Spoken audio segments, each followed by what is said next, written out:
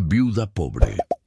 Fue expulsada de casa con su madre de 86 años. Pero lo que encontraron cambió su destino.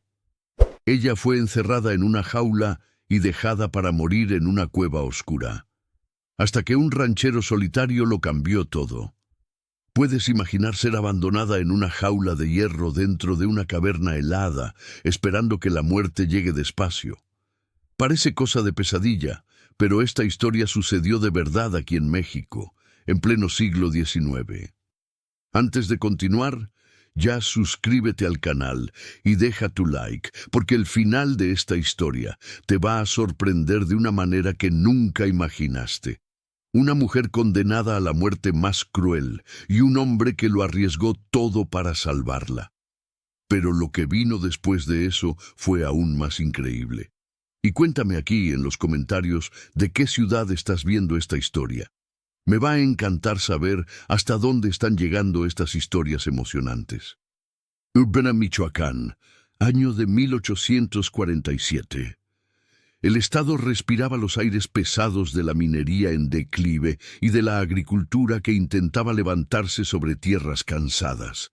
Los pueblos se esparcían por las montañas como heridas abiertas en el paisaje, cada uno cargando sus propias historias de gloria pasada y presente incierto.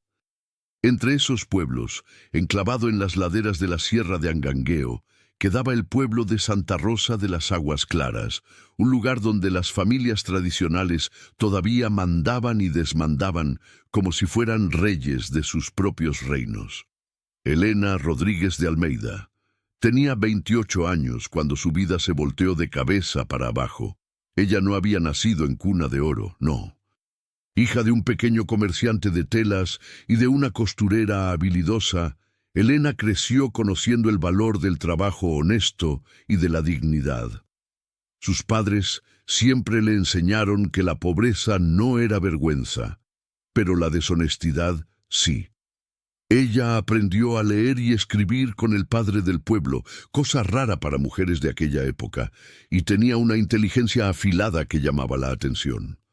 Fue justamente esa inteligencia la que atrajo la mirada de Eduardo Sampaio, hijo menor de una de las familias más poderosas de la región. Eduardo no era como los otros hombres de la familia Sampaio. Él había estudiado en la Ciudad de México, tenía ideas diferentes sobre el mundo, y cuando volvió al pueblo de Santa Rosa, parecía no importarle las divisiones de clase que gobernaban aquel lugar. Se enamoró de Elena de una manera que sorprendió a todos, incluyéndola a ella misma. El matrimonio sucedió en 1843, contra la voluntad feroz de la familia Sampaio. La matriarca, doña Eulalia Sampaio, una mujer de 60 años con ojos de piedra y corazón aún más duro, dejó claro que aquella unión era una vergüenza. Pero Eduardo no retrocedió. Se casó con Elena en una ceremonia sencilla y los dos fueron a vivir en una casa modesta en las afueras de la propiedad de la familia, lejos de la casona principal, pero todavía dentro de las tierras de los Sampaio. Durante 4 años, Elena y Eduardo construyeron una vida feliz dentro de las limitaciones que les fueron impuestas. No tenían hijos todavía, pero tenían amor, respeto y proyectos para el futuro. Eduardo trabajaba en la administración de las tierras de la familia y Elena cuidaba de la casa con dedicación. Ella sabía que nunca sería aceptada por la familia del marido, pero eso no importaba. Eduardo era su mundo y ella era el de él. Pero en marzo de 1847 todo se desmoronó.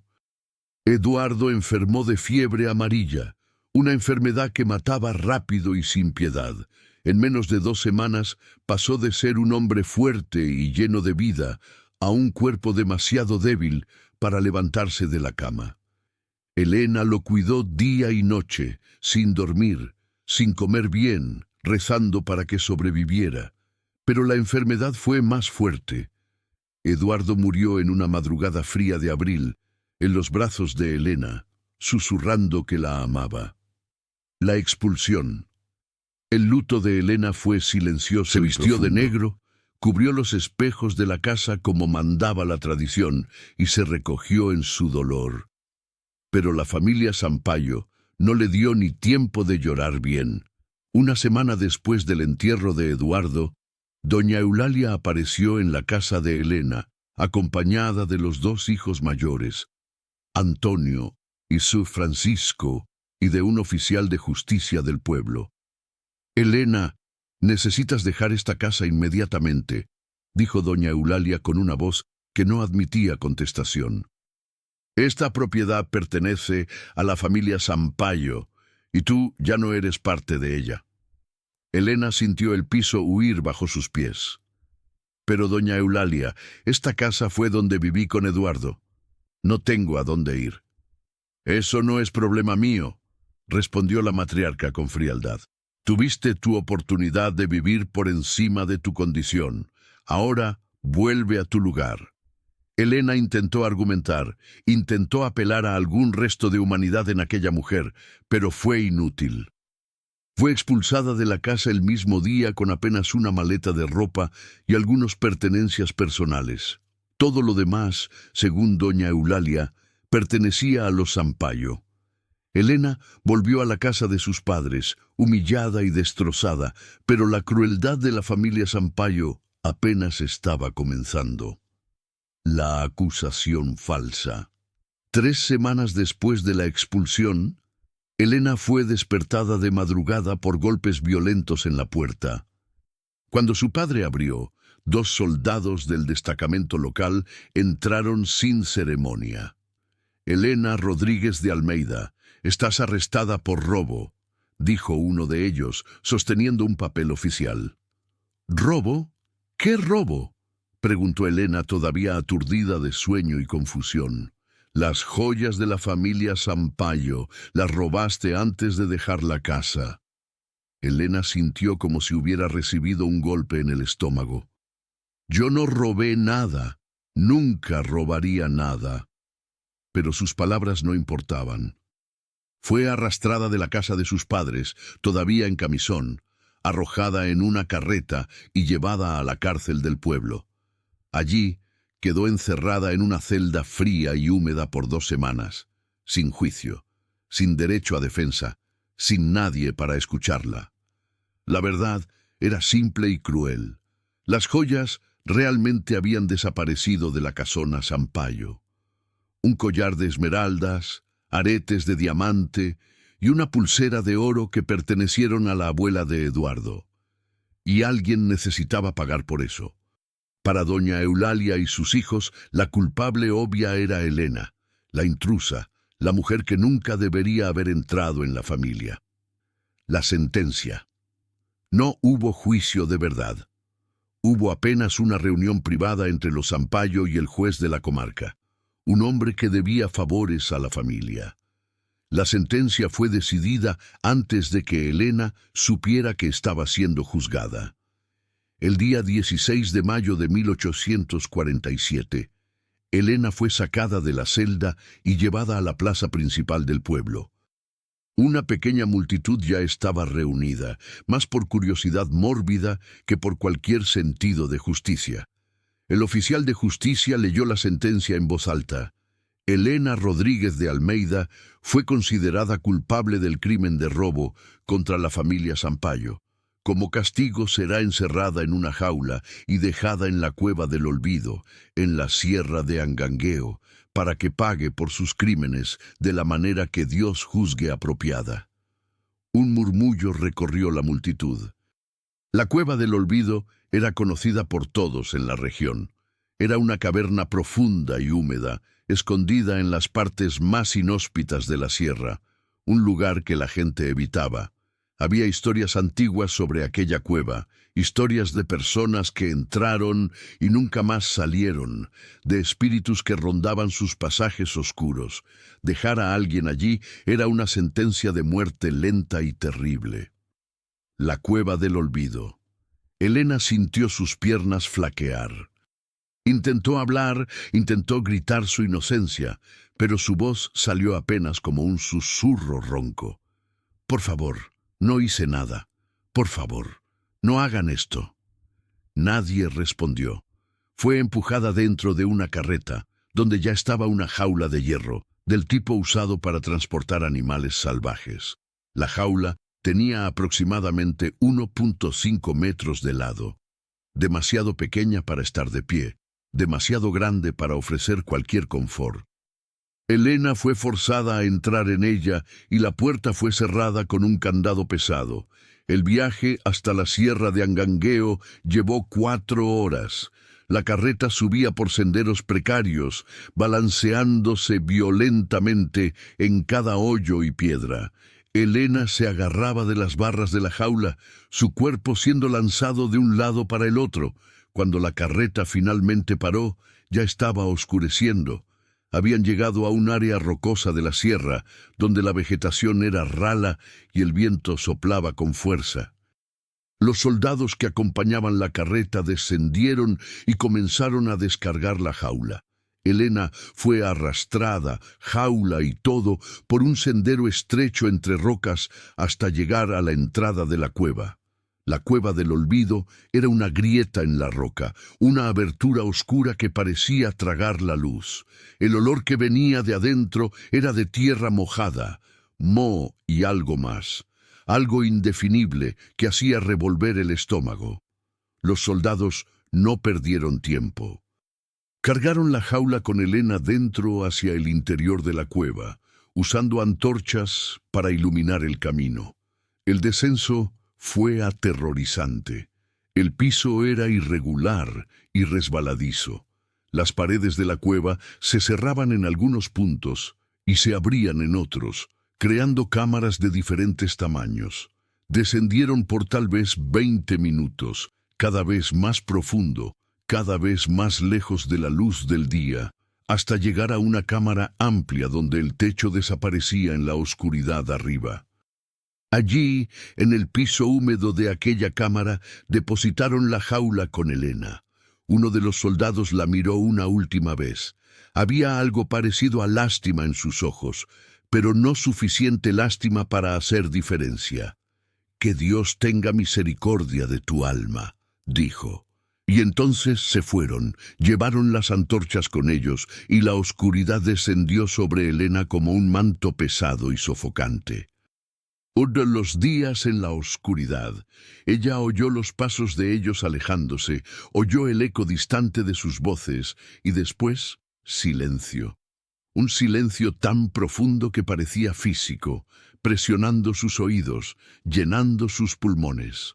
Elena quedó allí arrodillada dentro de la jaula, porque no había espacio para estar de pie, temblando de frío y terror. La oscuridad era absoluta. No podía ver su propia mano cuando la colocaba delante del rostro. Era como estar ciega o muerta. Comenzó a llorar. Sollozos que hacían eco en las paredes de la cueva y volvían a ella distorsionados e irreconocibles.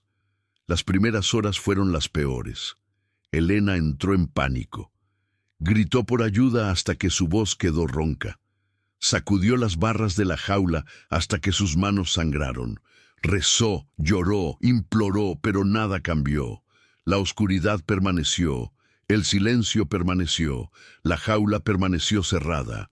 Eventualmente, el agotamiento venció. Elena se acurrucó en un rincón de la jaula, abrazando las rodillas contra el pecho, y cayó en un sueño inquieto. El hambre comenzó en lo que ella estimaba ser el segundo día. Un dolor sordo en el estómago que poco a poco se fue transformando en calambres dolorosos. Peor aún era la sed. Su garganta estaba seca, su lengua parecía hinchada. Podía oír agua goteando en algún lugar de la cueva. El sonido torturante de algo tan cerca y aún así imposible de alcanzar. Los días se mezclaron, o lo que ella pensaba que eran días. Elena entraba y salía de la conciencia. A veces despertaba gritando, pensando que había alguien en la cueva con ella. Otras veces despertaba en silencio, tan débil que apenas podía moverse. Comenzó a tener alucinaciones, veía luces danzando en la oscuridad, oía voces. Una vez juró que vio a Eduardo parado del lado de afuera de la jaula, mirándola con tristeza. Extendió la mano hacia él, pero desapareció. La muerte, Elena percibió, no venía rápido. Venía despacio, poco a poco, robando su fuerza, su lucidez, su voluntad de resistir. Comenzó a aceptar. Tal vez fuera mejor así. Tal vez el sufrimiento acabara pronto. Cerró los ojos y esperó. Hermana, el rescate. Pero entonces algo imposible sucedió. Era lo que Elena calculaba ser el quinto o sexto día desde que había sido dejada en la cueva. Estaba acostada en el piso de la jaula, tan débil que apenas podía mantener los ojos abiertos. Su respiración era superficial e irregular, y entonces oyó un sonido distante, amortiguado, pero definitivamente real. Pasos. Alguien estaba en la cueva. Elena pensó que estaba delirando de nuevo, pero el sonido continuó. Se hacía más alto, más próximo. Y entonces vio una luz anaranjada y temblorosa que danzaba en las paredes de la cámara. Una antorcha. Alguien estaba viniendo con una antorcha. Intentó gritar, pero lo que salió fue apenas un gemido ronco. Intentó moverse, pero su cuerpo no respondía bien. Todo lo que consiguió hacer fue girar la cabeza en dirección de la luz. Y entonces él apareció, un hombre alto, con barba espesa y cabellos largos amarrados para atrás. Vestía ropas simples de ranchero, manchadas de tierra y sudor. Sostenía una antorcha en una mano y una escopeta vieja en la otra. Cuando la luz de la antorcha iluminó la jaula, se detuvo de repente, los ojos muy abiertos. «Dios mío del cielo», susurró. Se aproximó rápidamente, arrodillándose al lado de la jaula. Apuntó la antorcha hacia adentro y Elena vio su rostro claramente por primera vez. Era un rostro marcado por el tiempo y por el sufrimiento, con arrugas profundas alrededor de los ojos y de la boca. Pero había bondad allí, había humanidad. «Muchacha, ¿estás viva?», preguntó, su voz gruesa de emoción. Elena intentó responder, pero apenas un gemido salió. Él entendió de todos modos. «Espera ahí, te voy a sacar de ahí». A Joaquín Tavares. El hombre colocó la antorcha en una grieta de la roca y examinó el candado de la jaula. Era un candado grande y robusto, hecho para no ser abierto fácilmente. Intentó forzarlo, pero no cedió. Entonces tomó una piedra grande y comenzó a golpear el candado repetidas veces, el sonido metálico haciendo eco por la cueva. Después de varios minutos y muchos golpes, el mecanismo finalmente cedió. Abrió la puerta de la jaula y con cuidado infinito jaló a Elena hacia afuera. Ella casi no pesaba nada. Su cuerpo estaba tan delgado y deshidratado que parecía hecho de papel. La envolvió en su propia chamarra y la levantó en sus brazos, como si estuviera cargando a una niña. «Estás a salvo ahora», dijo bajito. «Yo voy a cuidar de ti». Elena no podía entender bien lo que estaba pasando. Todo parecía un sueño. Tal vez ya estaba muerta y aquello era el cielo, o tal vez era apenas una alucinación más, y ella todavía estaba encerrada en la jaula. Pero los brazos que la sostenían eran reales. El calor del cuerpo de él contra el de ella era real. La luz de la antorcha era real. El hombre cargó a Elena por la cueva, subiendo cuidadosamente por el sendero irregular, parando de vez en cuando para ajustar su agarre o dejarla respirar. Llevó casi una hora para llegar a la entrada de la cueva. Cuando finalmente salieron a la luz del día, aunque siendo fin de tarde, la claridad fue tan intensa que Elena tuvo que cerrar los ojos con fuerza. Afuera había un caballo amarrado a un árbol. El hombre colocó a Elena cuidadosamente en la silla, montó detrás de ella y la mantuvo firme contra su pecho mientras conducía el caballo montaña abajo. El rancho del Valle Perdido.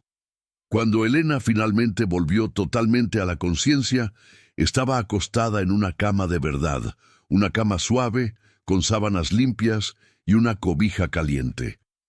Abrió los ojos despacio y vio que estaba en un cuarto pequeño y sencillo.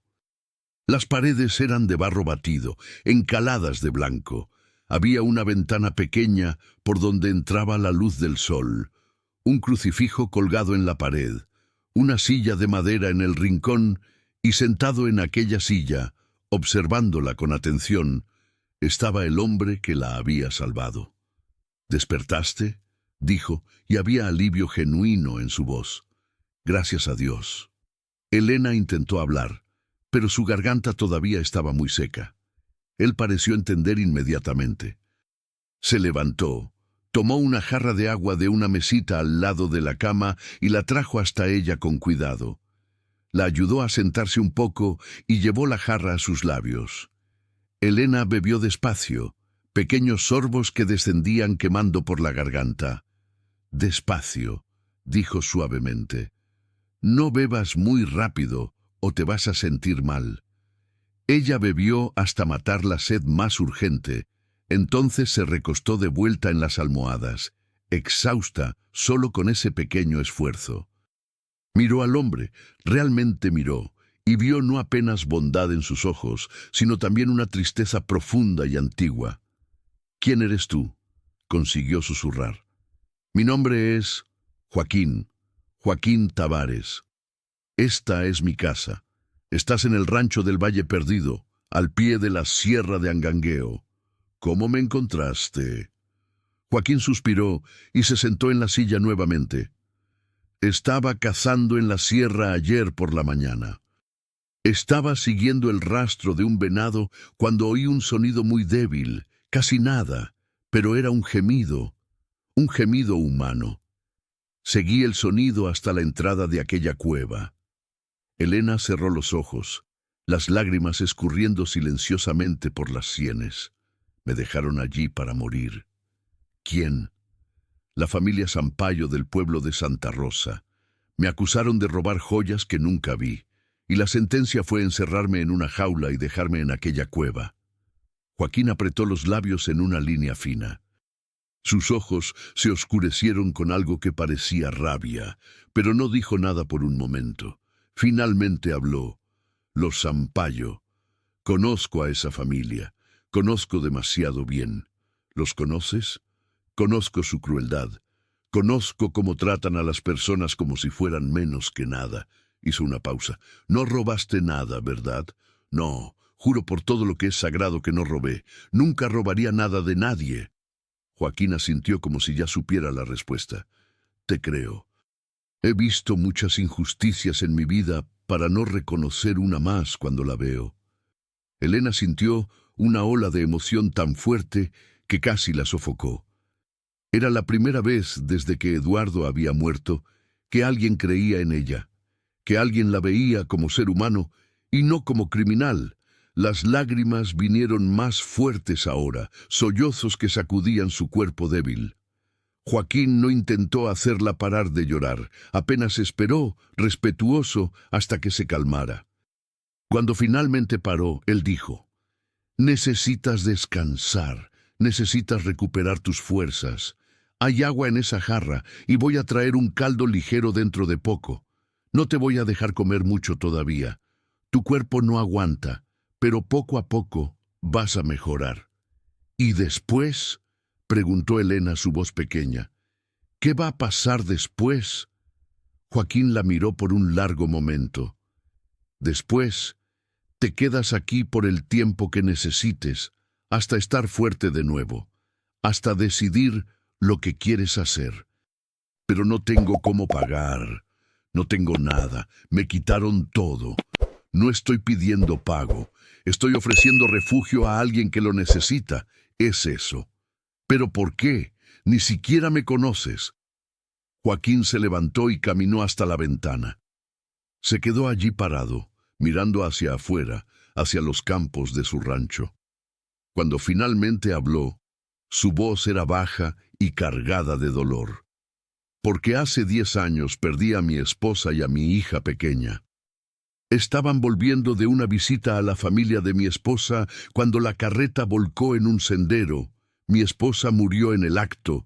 Mi hija vivió por 2 días antes de dejarme también. Hizo una pausa. En aquellos 2 días recé, le implor,